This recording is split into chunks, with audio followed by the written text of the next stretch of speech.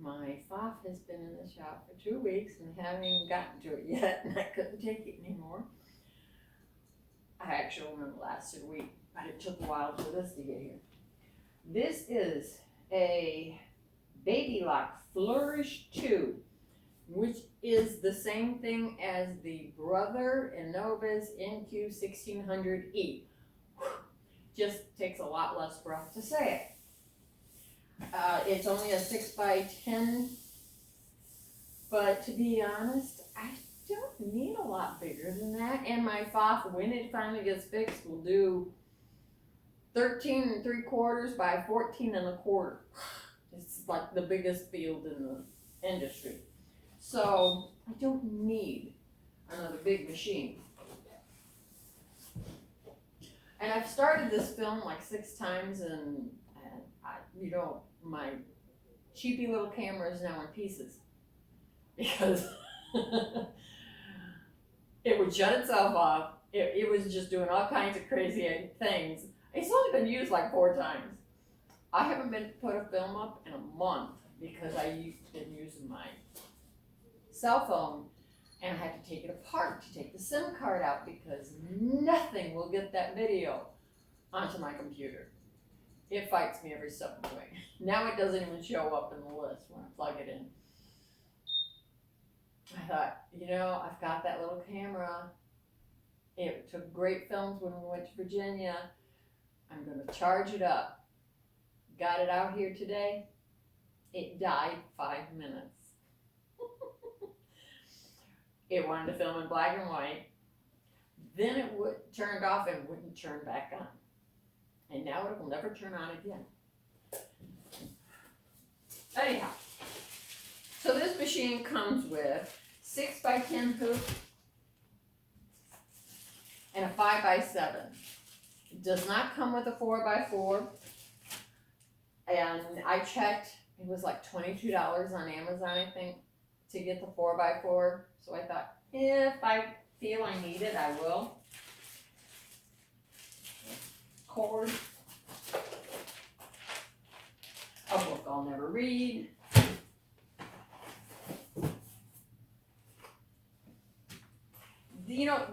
Everybody gives you these little packets full of stuff. Here's some bobbins and little tools and little baby scissors. I mean, they're worth about 50 cents.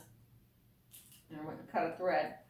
Oh, I ordered one. It had already come, and it came with an adapter. That's for your bobbins. If you have pre-wound bobbins, and a lot of them come, either really big or L's. I have 3 boxes of L's because I've had it's a really old machine. Brother Pace Setter, it was a PC 8500. I bought it in 2000. Still works great. I gave it to my niece. And then I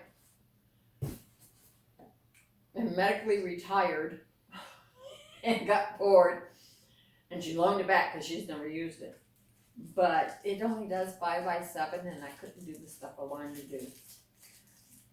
But anyhow, I got online. While I was waiting, I thought, I want an adapter. I've got 3 boxes of bobbins. Well, 2.5, something like that. I want to be able to use them. And here it came with an adapter. That's all right. The FOF needed the adapter too to be able to use them. The FOF in the embroidery mode was doing all kinds of crazy things. That's why she's in the shop. Oh my gosh, it came with its own little cover. How sweet is that? Something. I don't know what that is. Okay. Yeah, my cat wants to help. What's the matter, Newt?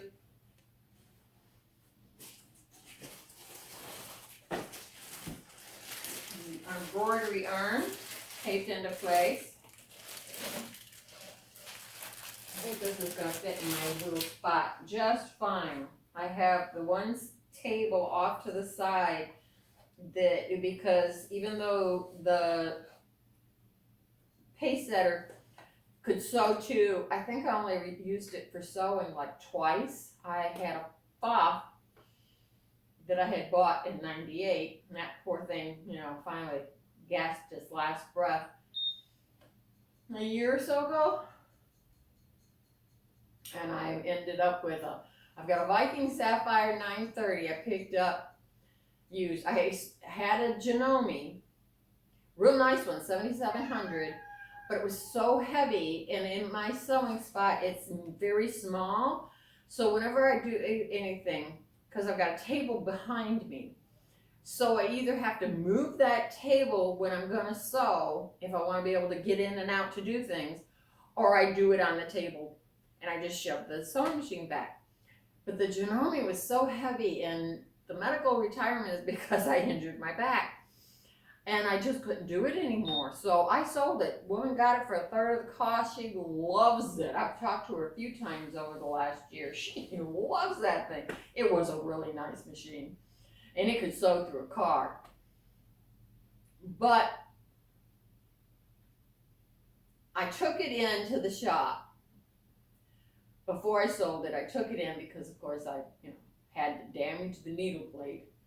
But I had it all cleaned up and all that, and I thought, I don't want to, that's when I decided I didn't want to deal with it anymore. And I bought a used Viking Sapphire 930 that they had in there. Really nice machine. Love that thing. And it purrs like the Fofs used to. Well, I'm sure they still do. But my Creative, I bought used, so it doesn't purr anymore.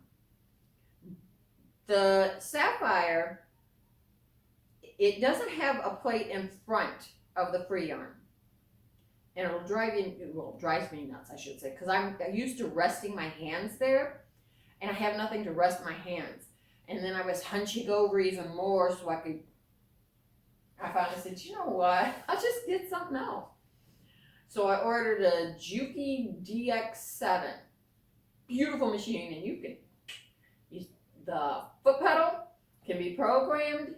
So, you can only program, mine is programmed for just lifting the foot, or setting it down, I should say, because that's what I use it for. It'll lift it or set it down.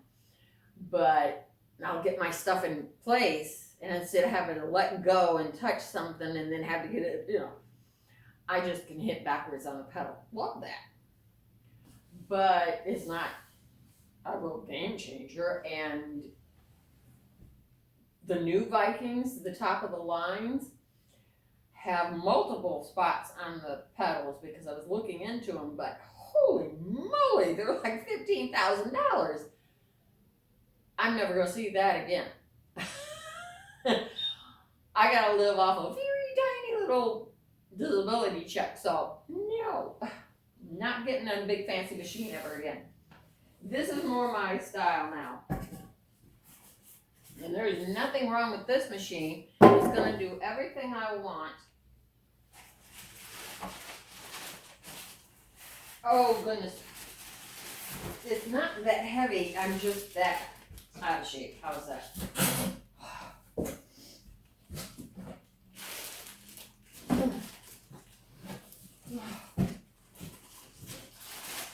So, this is her. I always call my machine hers. I don't know why. Nothing extraordinary, I guess, when you look at those really expensive machines with the giant screens that I'm not going to go in debt for the eternity. I'm on the backside heading for the bottom of that hill. So, there we go. Oh, and then it's got paper under that. It's got tape everywhere.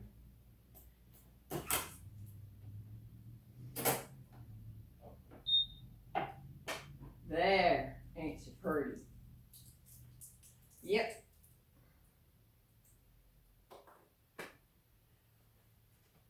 So, nice single bobbin. That handle's quite narrow. I had bought Brother does have a thread rack that can hang off the back of their machines. But I think it's more for the higher end machines. I don't know.